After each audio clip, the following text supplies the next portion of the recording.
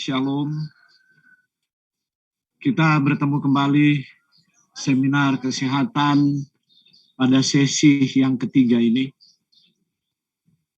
Yang kami hormati pengurus Yayasan Pendidikan Advent Batam, kepala-kepala sekolah, para guru, dan adik-adik yang kami cintai.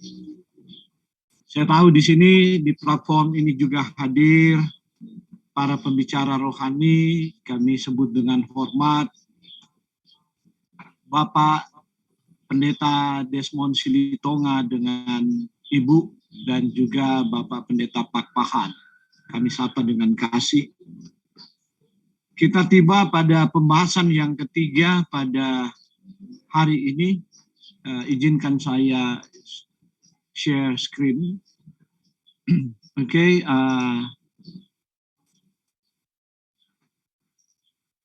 apakah sudah tampil di gadget kita masing-masing? Host, tolong direspons. Sudah. Aman, Ya, Sir, okay. Aman. Kehidupan ada di dalam darah Anda. Dan mengapa ada di dalam darah Anda? Karena tugas darah menyediakan 5 kebutuhan sel hidup.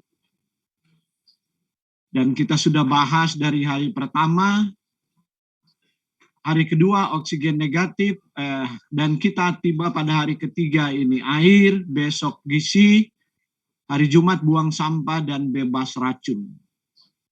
Sel tubuh kita ada 37,2 triliun sel, dan jika tingkat kematiannya cukup besar terkonsentrasi pada jaringan dan organ tertentu, pasti organ itu rusak. Contoh misalnya kerusakan pankreas, maka akan terjadi diabetes. Kerusakan hati, maka akan terjadi fatty liver atau mungkin kanker hati. Kerusakan jantung, ya penyakit jantung. Kerusakan otak ada banyak, mulai dari demensia, pikun, Alzheimer, kemudian bisa kanker otak. Nah, oke, jadi Tuhan memberi jaringan yang istimewa sel-sel darah kita untuk menyediakan 5 kebutuhan sel hidup. Baik, kita akan membahas tentang air, namun sebelumnya sejak pertama saya lupa memperkenalkan. Ini istri saya, Vera Tagulihi, dan anak saya satu-satunya, saya beri nama seperti saya, Frederick Yohanes Wawuruntu. Dia berusia 31 tahun sekarang. Dia tamat dari Universitas Samratulangi untuk jurusan Kesehatan Masyarakat dengan penelitian beras hitam. Orang pertama yang meneliti beras hitam di Indonesia dan orang ketiga.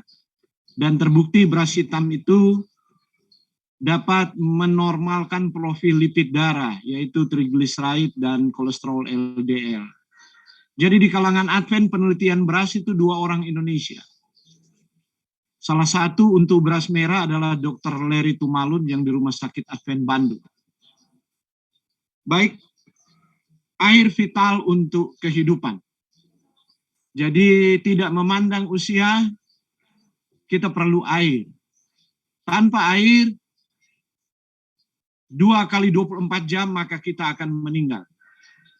Kalaupun berhasil diselamatkan, maka akan ada banyak kerusakan organ dan hidup selanjutnya itu sangat berat. Unsur vital kehidupan ini sangat murah, selalu tersedia namun terabaikan. Itu kenyataannya, banyak orang lupa minum, saya sendiri.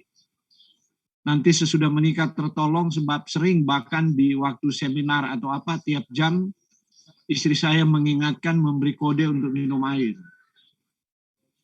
Sebab dulu mungkin anak-anak sering bermain, ibu saya lupa untuk menyuruh saya minum.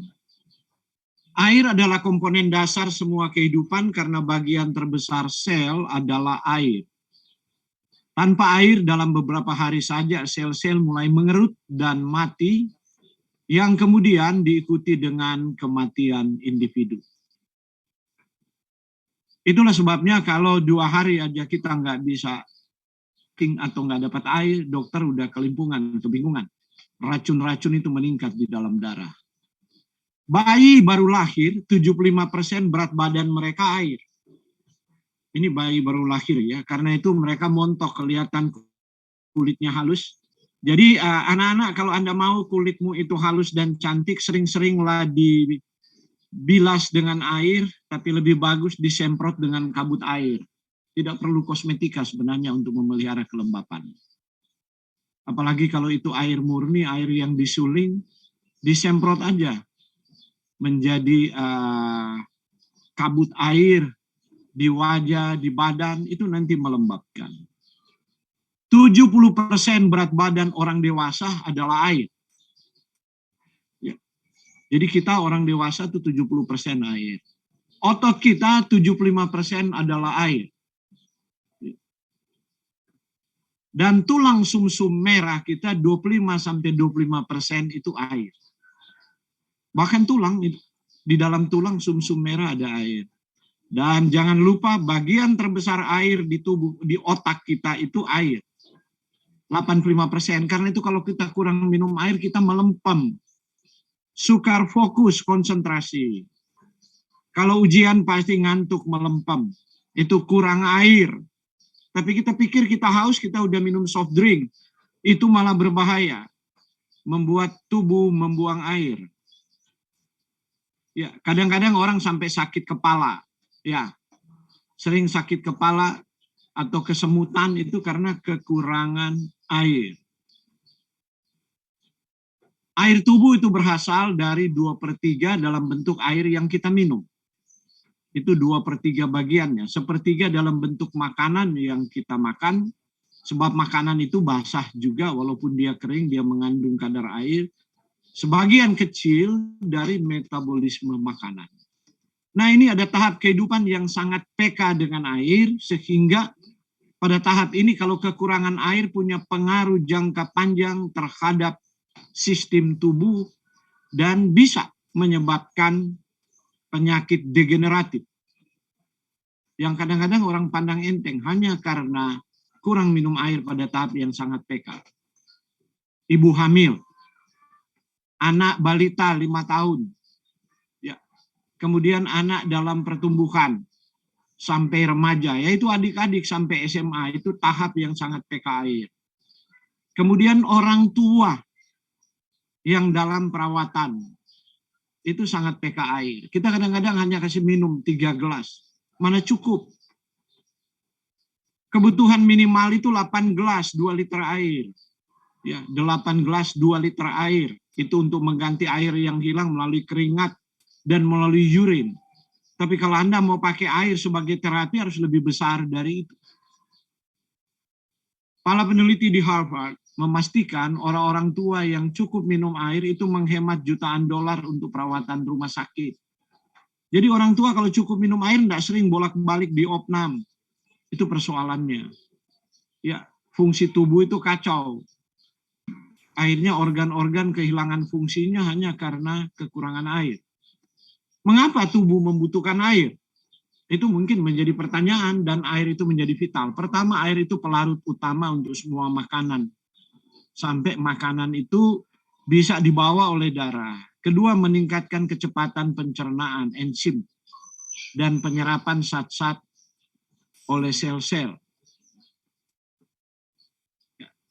Ketiga, meningkatkan efisiensi sel darah merah untuk menangkap oksigen di paru-paru.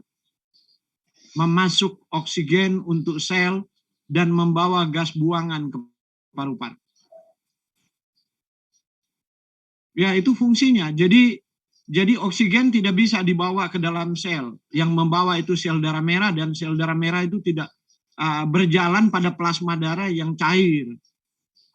Kemudian gas buangan juga harus dibuang ke paru-paru hasil dari metabolisme sel. Kalau enggak menjadi beracun, sel itu mati. Itulah mengapa vital sekali ini air. Baru air itu sarana pembawa toksin sisa metabolisme. Hasil metabolisme di tingkat sel, jaringan, organ, itu akan dikumpul, dibawa oleh darah. Ya. Dan dibawa kemana? Ke ginjal. Dibawa ke hati dulu, dinetralkan. Gitu kan.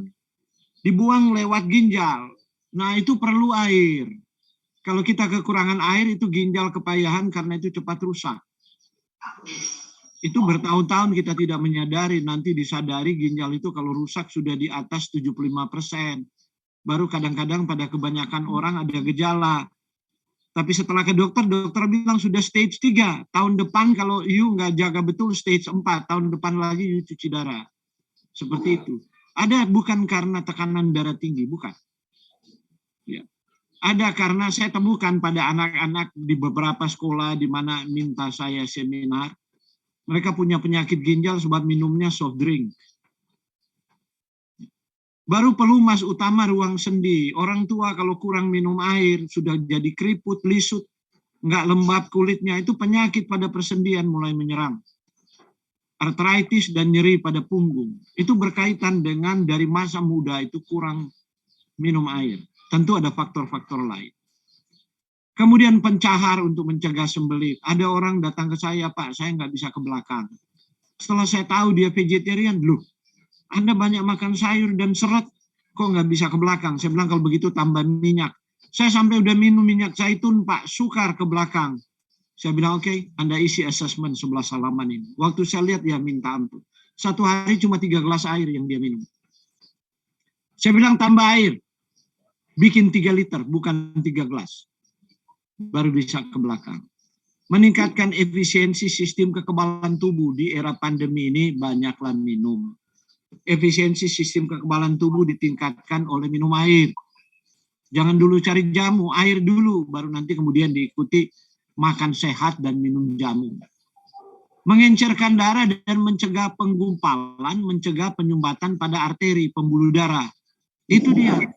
Ada banyak kemudian darah menjadi kental, kemudian menyebabkan penggumpalan darah itu stuck, tidak bisa bawa oksigen. Kita kepayahan, pegel linu, sakit kepala, geringgingan, kebas-kebas, itu cuma karena minum air. Orang langsung merangkak ke obat. Membantu mengurangi resiko serangan jantung dan stroke. Sangat penting untuk pembuatan hormon dan neurotransmitter di otak. Itulah sebabnya berulang-ulang saya katakan pada adik-adik yang belajar, semakin kamu stres belajar harus semakin sering minum air, bawa botol air aqua. Guru-guru harus mengingatkan itu, apalagi anak-anak remaja. Bahkan udah anak SD itu, kelas 6 aktivitasnya sudah tinggi, suka lari sana, lari sini. Bawa botol aqua 1,5 liter selama mereka di sekolah. Di sekolah mereka ada 6 jam.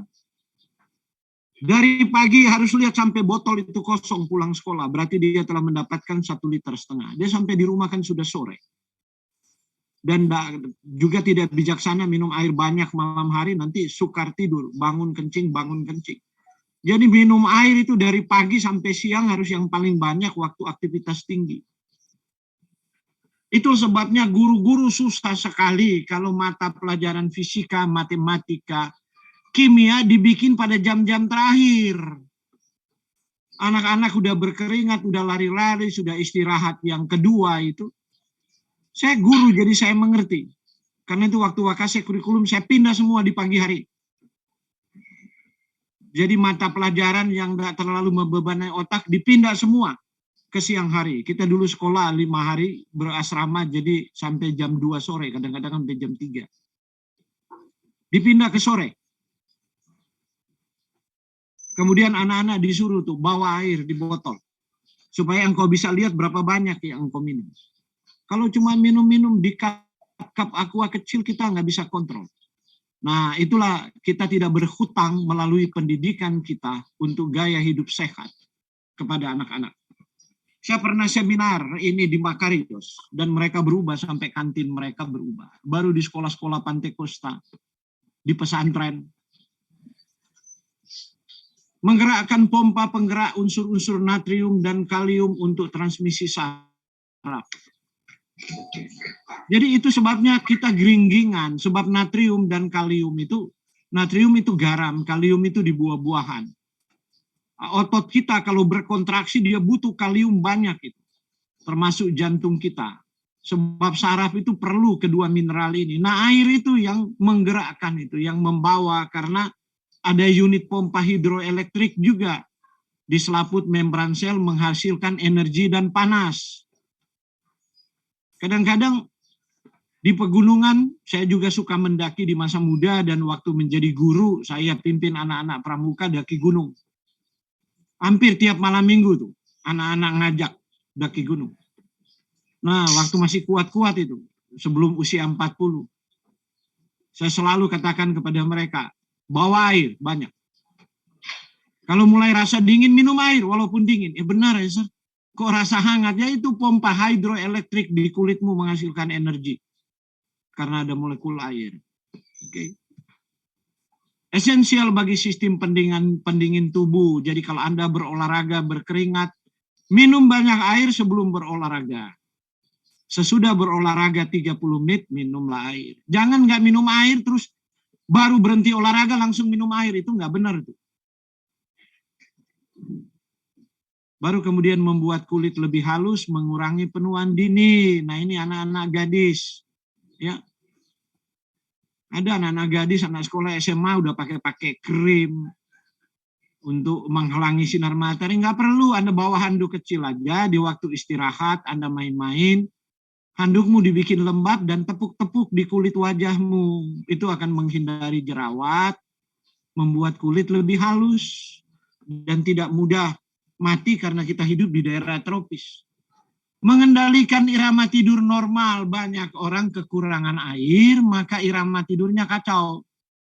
Siang hari dia tidur, malam hari dia nggak bisa tidur. Jadi kalong, kelelawar. Membantu mengurangi stres dan depresi. Jadi orang yang rentan stres dan depresi itu kekurangan air. Di antaranya. Membantu mengurangi kelelahan kronis, mudah-mudah capek, anak-anak cepat capek, anak lain masih lari-lari, dia udah cepat capek, mungkin dia kekurangan air. Membantu mengendalikan berat badan, anak-anak yang kegemukan, sensasi haus itu ditafsirkan lapar, itu problem besar di otak. Anak itu haus dari anak-anak, ibunya pikir lapar, disuapin makanan, nah, ibunya yang bego. Sampai anak itu pikir, selalu sensasi haus itu lapar, maka dia makan sampai kelebihan berat badan. Yang salah ibu tuh waktu anak-anak. Padahal dia hanya perlu minum air, dan air tidak ada kalori. Lambung menjadi penuh, tertekan, dia kirim ke bagian talamus di kepala. Udah kenyang, padahal kenyang air. Begitu caranya. Kalau suka ngunyah, makan permen, sedikit-sedikit makan. Belajar minum air supaya berat badan tidak gemuk. Itu cara paling sederhana. Ketimbang sudah mau mikir diet ini, diet itu, air dulu. Membantu membalikkan dorongan adiktif, kecanduan terhadap apa? Kopi, teh, minuman ringan, bir, alkohol, bahkan narkotik. Anak-anak remaja, kalau Anda kekurangan air, Anda mudah sekali didorong untuk meminum stimulan. Mulai dari soft drink dan sebagainya.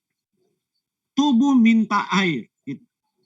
Dan kalau Anda nak minum air, Anda didorong dengan tawaran minuman ini, nah itu. Akhirnya tiap kali Anda merasa lemah, kurang on, Anda ngopi. Anda minum soft drink, Anda ngebir. Yang lain minum alkohol, yang lain narkotik.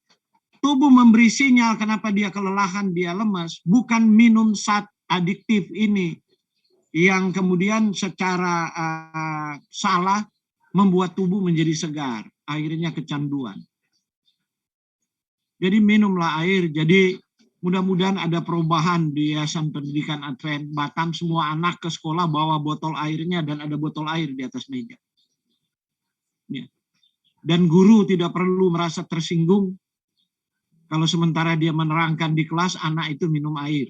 Ada guru yang konyol begitu. Pokoknya saya menerangkan, perhatikan di sini. Nggak boleh ada kegiatan apapun, termasuk minum air, nggak bisa. Dia bukan master teacher itu. Haus. Mengapa kita haus? Haus itu adalah naruni dolongan dasar. Mendorong organisme menelan air. Sebab tubuh butuh air. Tuhan sudah bikin mekanisme hormonal umpan balik untuk haus. Ada komponen penting yang mengatur volume darah agar supaya terjadi homeostasis. Darah kita sekitar 5 liter, 5,5 liter kalau orang lebih besar. Ya kalau lebih kecil mungkin 4,5. Nah, volume itu harus dipertahankan. Nggak boleh itu hypovolemic darah itu. Bahaya sekali. Karena itu kadang-kadang ada orang tekanan darahnya sangat rendah. Itu karena kurang minum air. Ada juga tekanan darah tinggi karena kurang minum air. Tapi tentu ada problem yang lain. Ada problem kolesterol, ada masalah angiotensin pada ginjal. Tapi air itu vital. Kemudian haus adalah sensasi yang diciptakan oleh hipotalamus. Saya salah tadi menyebut talamus. Hipotalamus, pusat haus tubuh manusia, yang mendorong organisme menelan air. Seperti itu. Ya.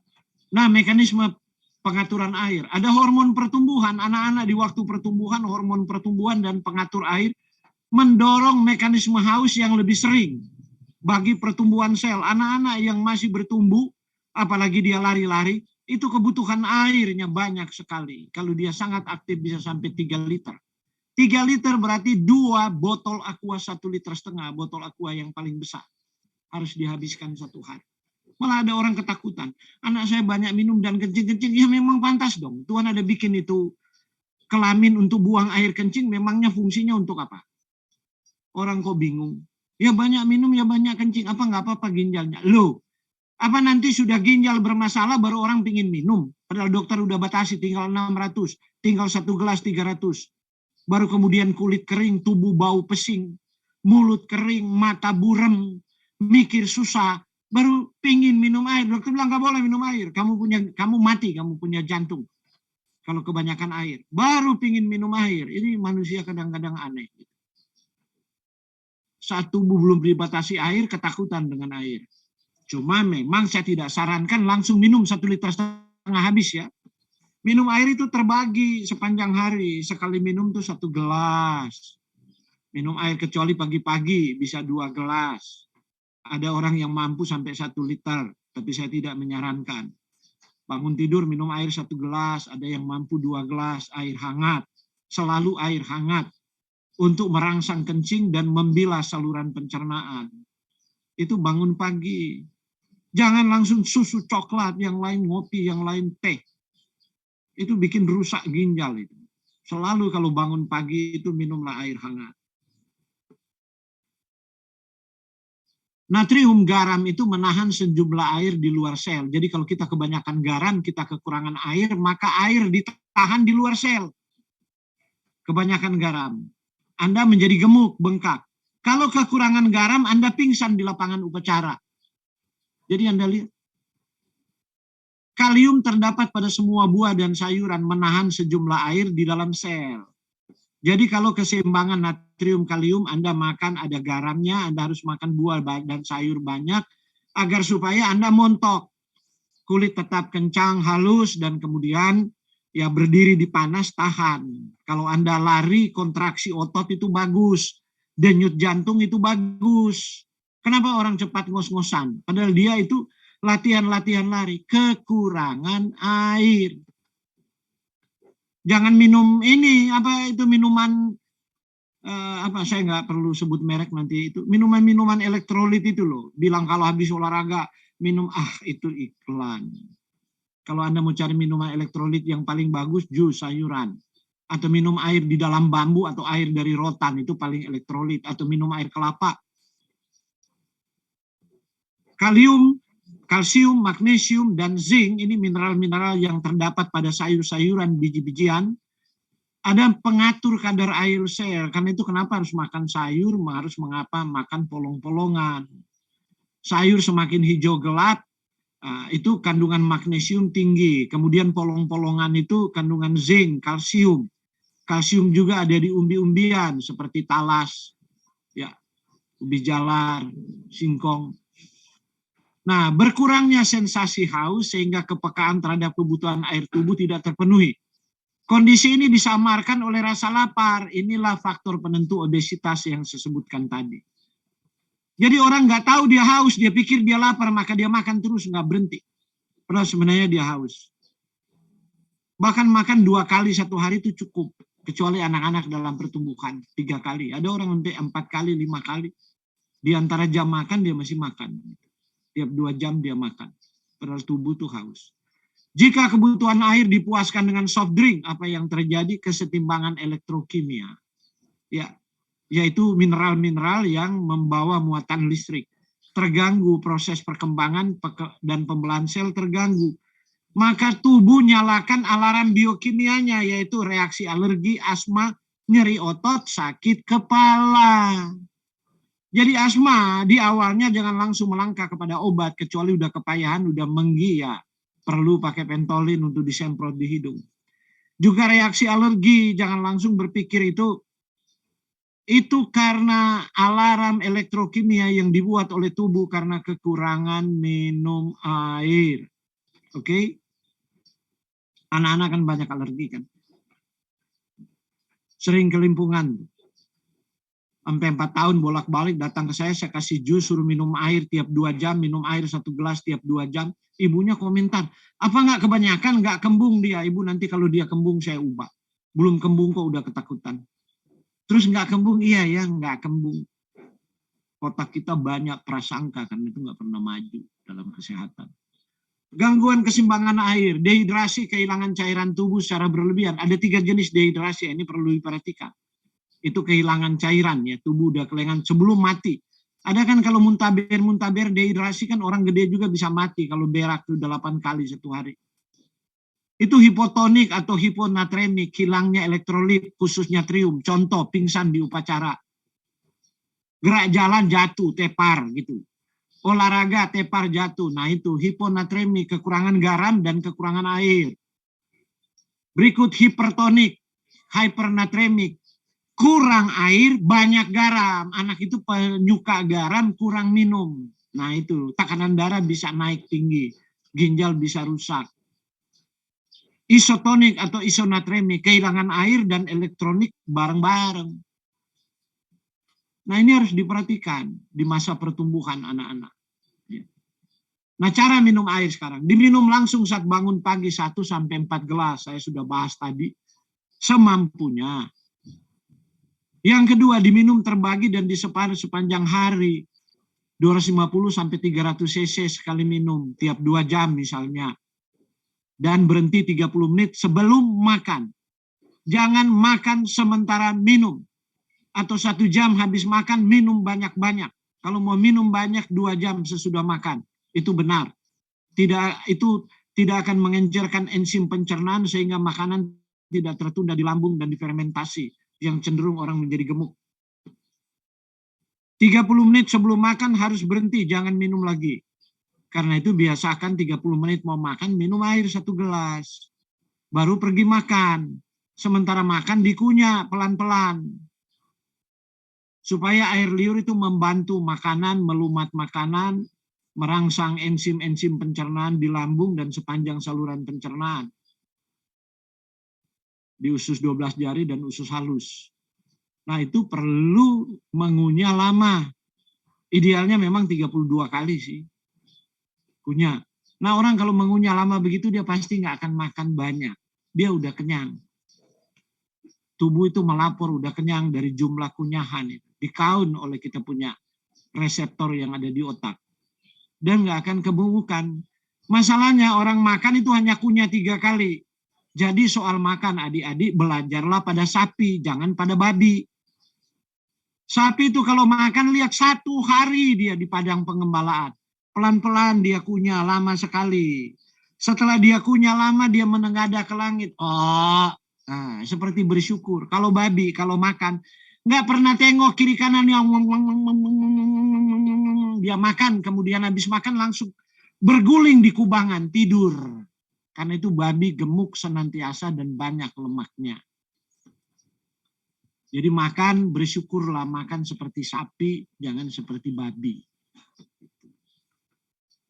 Diminum kapanpun merasa haus, kalau haus dan bukan pada jam makan.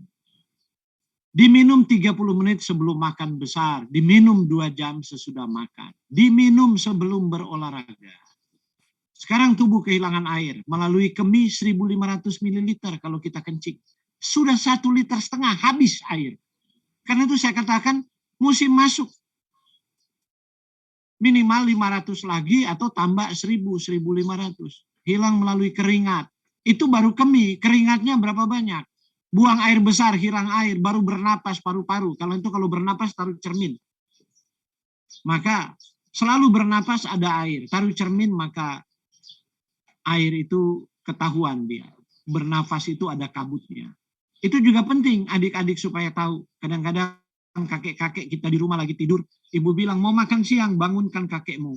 Lo lagi tidur, mama lagi tidur. Ada begitu sih kejadian di kampung. Teman-teman saya. Baru mereka bilang, wah dia kena serangan nih tertidur. Saya bilang ada sakit apa? Kebetulan tetangga. Oh dia ada sakit jantung. Mereka udah ribut mau bawa ke rumah sakit. Saya bilang ke istri saya, ngambil di tasnya ada cermin kecil, taruh di bawah hidung. Saya bilang enggak, sudah enggak ada napas, dia sudah mati. Hah? Sudah mati? Iya, saya bilang mungkin mati 1 jam sebelumnya. Tapi nggak tahu mati sementara lagi tidur, orang pada nggak tahu. Nah orang kalau sudah nggak bernapas, maka di cermin itu tidak ada uap air. Air hilang bersama sejumlah garam, sekitar 3-4. Itulah kalau berjemur di panas matahari, gerak jalan banyak yang pingsan. Karena dia kekurangan air, dia kekurangan garam. Caranya kalau pingsan adalah guru olahraga selalu kalau bawa ke upacara, ya minimal guru olahraga atau guru biologi, siaplah garam sama gula, udah ditumbuk halus, taruh di tas plastik. Jadi kalau ada anak yang pingsan, langsung baringkan dia kepala lebih rendah, kaki diangkat di punggung temannya, langsung dia dibuka mulutnya, didorong pelan-pelan, air yang campur garam sama gula itu di air, dikasih pelan-pelan dia karena lagi pingsan. Ya, di tempat sejuk di bawah pohon. Itu pertolongan pertama, bukan panik cari ambulans. Dan nanti kalau berlarut-larut macet juga, biasanya hari-hari upacara macet, lama di gitu ya kadang-kadang malah bikin persoalan lebih besar. Kesalahan persepsi sehingga tubuh kehilangan air. Tidak meminum air murni, pasti kencing lebih banyak, minum soft drink, minum bir, alkohol, minuman berkafein, teh. Ya saya nggak sebut kopi, sebab sekarang kafein bukan hanya di kopi, di soft drink juga banyak ya. Saya nggak perlu sebut merek ya. Kemudian meminum air panas melebihi suhu tubuh normal, bukan di pagi hari. Anda pasti berkeringat. Karena itu kalau minum air panas melebihi suhu normal, memang untuk supaya berkeringat dan kencing. Dan untuk membilas tubuh harus minum air hangat pas bangun tidur pagi-pagi. Baru tanda dehidrasi kronik. Ada 7 nyeri. Nyeri lambung, nyeri dada, nyeri pinggang, nyeri kepala, nyeri otot, nyeri sendi, nyeri kolitis, kolik di perut. Nyeri-nyeri ini bukan langsung lari ke obat. Periksa apakah dalam kehidupan adik-adik kurang minum air. Kalau minum air sudah banyak masih nyeri, ya mungkin ada penyakit organik. Baru bawa ke dokter. Baru ada 3 mual, perut panas, sering mual, itu kurang minum air. Perut mual di pagi hari selama kehamilan. Ya, morning sickness.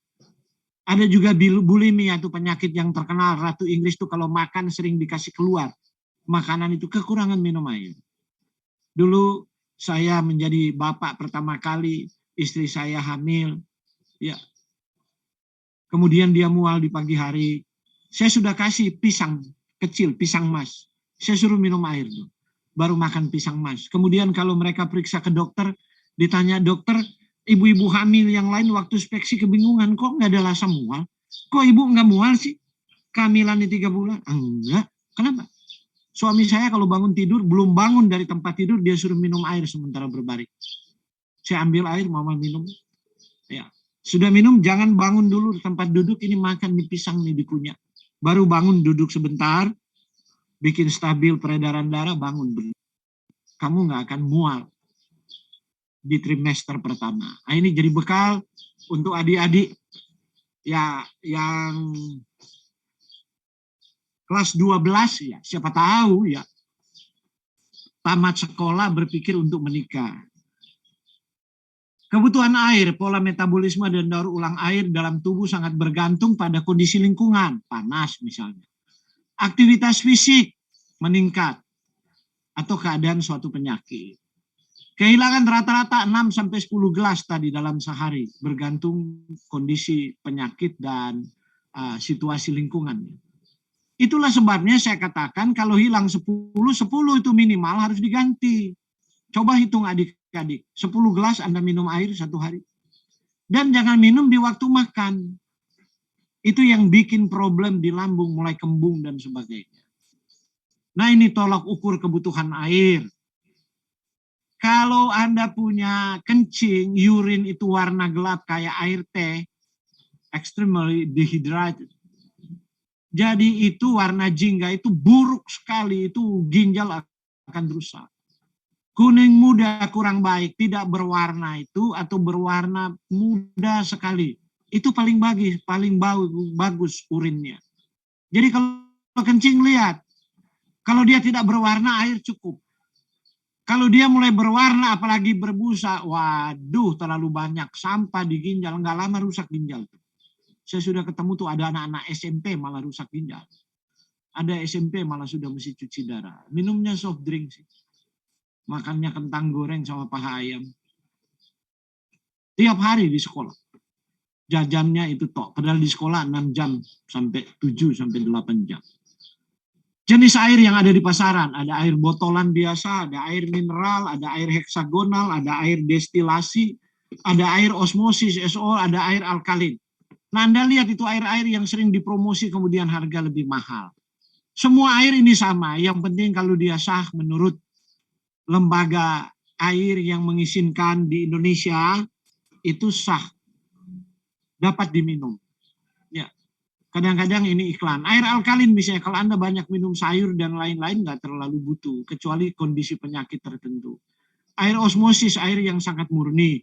Karena itu dia bisa menolong ginjal dalam pembersihan sehingga banyak orang yang asam urat merasa tertolong gitu. Karena dia minum bisa lebih banyak. Air destilasi juga begitu. Air heksagonal itu di jurnal tidak pernah disetujui.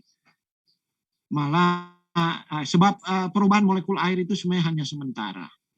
Air mineral itu ditambah beberapa mineral, kecuali kita kekurangan mineral ya kita perlu minum air mineral. Itu biasanya lebih mahal.